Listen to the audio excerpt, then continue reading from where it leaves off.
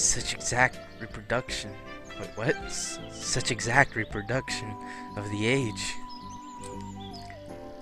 She looked quite short from the distance and was probably younger than both pioneer girls at the gates and this girl at the door of the clubs. Wait, what? She looked quite short from the distance and was probably younger than both pioneer girls at the gates and this girl at the door of the clubs. Of course, all the fawning over, and how long? No, I like to imagine that. Ah, that's not what I wanted. Can you go back? Ah.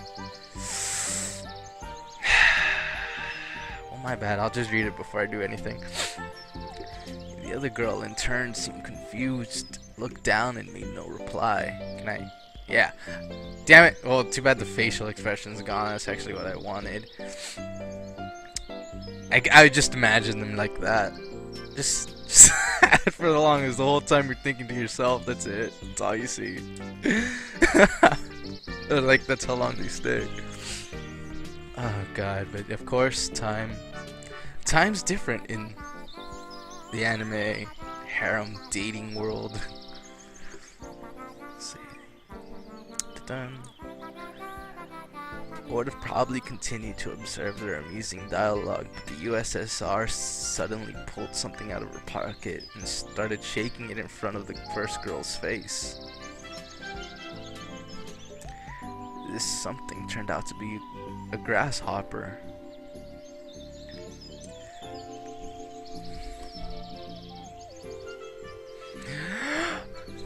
I could yell. Oh, but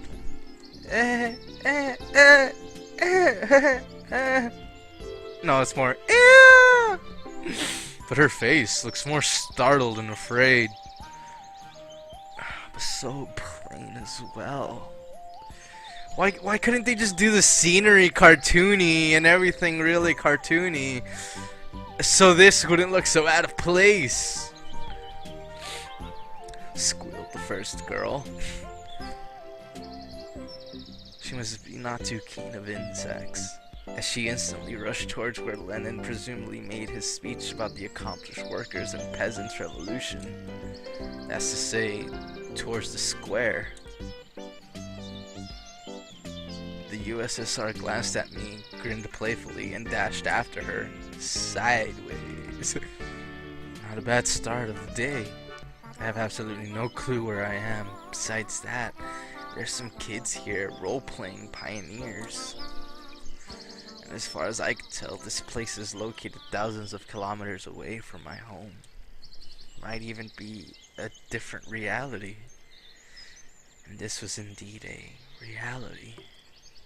Oops, wrong voice. I mean, everything around me seems so real. If a little embellished, that I was starting to fall into thinking that, in fact, my previous life could have just been a dream. And what should I do now? I'm gonna have to come up with voices for these characters. Well, it seems to not be so serious, so we'll see then.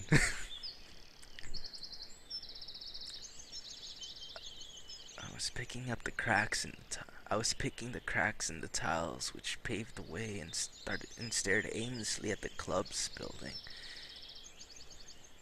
Just a few more seconds before I had to come up with some decision. That's when I recall myself rolling on the grass, weeping. I cringed in disgust. Perhaps it's another instinct.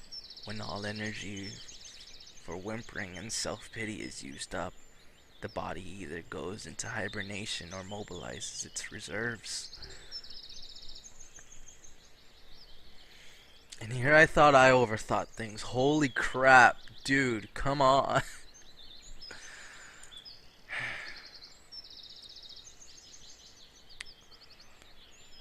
Mine seemed to have chosen the second option, because out of the blue, I got this determination to figure out what was going on.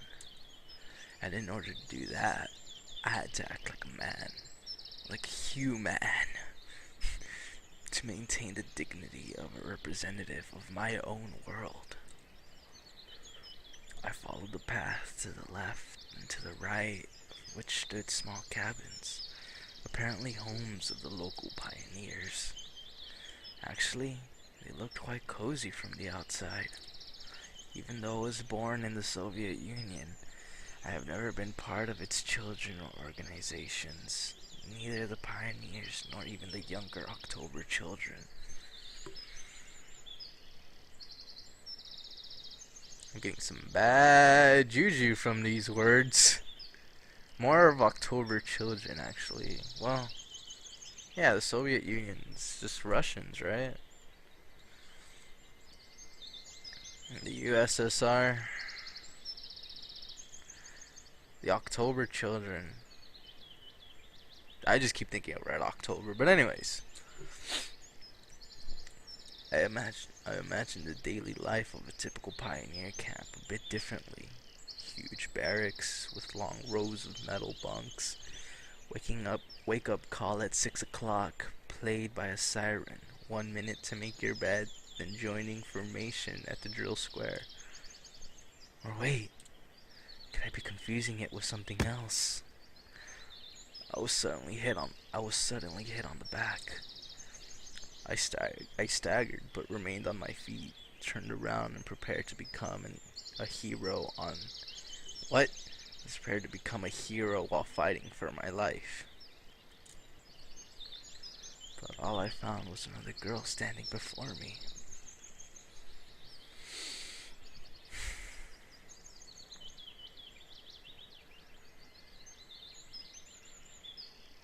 Sorry. My mouth hung open in surprise. Pick your jaw off the... Ah, I can't do that.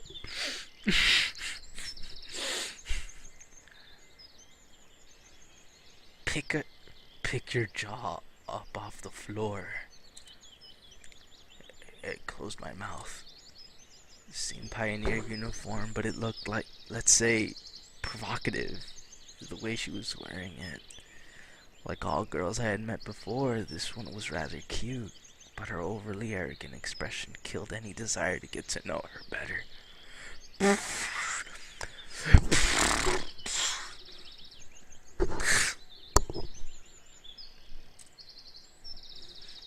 So you're new here? So you're new here? So you're new here? Ellipse. Fine. See ya.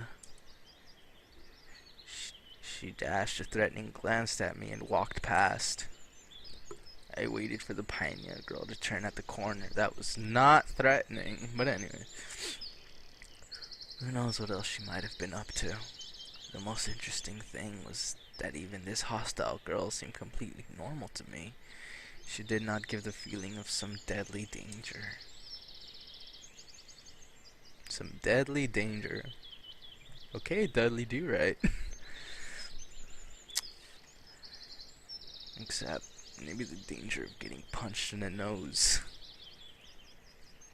At last, I managed to make it to the square. There was no Lenin on an armored car, although one could really expect something like that after all that has happened. Let me just change these damn words. Instead, however, a monument to a certain comrade towered in the middle of the square. The letters on the pedestal read, Genda. Must be some big figure of the party. There were some small benches at the sides. It's quite cozy here. Where did that girl tell me to go? To the left or to the right?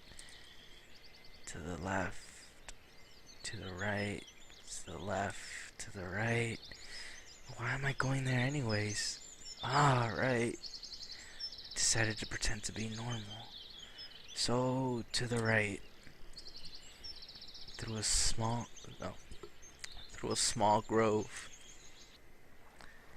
I walked to a pier. I must have taken a wrong turn. Shut. Oh, wrong way. I turned towards the voice. That first girl stood before me. I did tell you to turn left from the square. Where have you gone? She changed from her pioneer uniform into a bikini. Oh, I still haven't introduced myself. My name's Slavia. Actually, the full name's Slaviana. Slaviana. But everyone calls me Slavia. Yeah, Slavia. So can you. Yeah. I still felt a bit confused, so I could not come up with more meaningful answers. What's your name? I felt like she could see right through me. Semyon? Nice to meet you, Semyon. Alright, I'm almost done here. Could you wait here a minute? I'm gonna change, and we'll go to Olga Dmitrievna together. Agreed? Agreed. She ran off after those words, and I sat on the pier and let my feet hang in the water. I was wearing heavy winter boots, but in such weather, there's nothing wrong in getting my feet wet. Furthermore, it let me cool myself a little. Looking at the river, I was brainstorming and processing everything that has happened. This is some kind of conspiracy. It's a weird one, even too friendly at times. No, it really looks more like a random event. Some entirely incomprehensible random event. Shall we go? Slavia was standing beside me, dressed in pioneer uniform again. Let's go. I've been here for a short time, but of all the people I met, she looks the least suspicious. However, this fact is already suspicious by itself.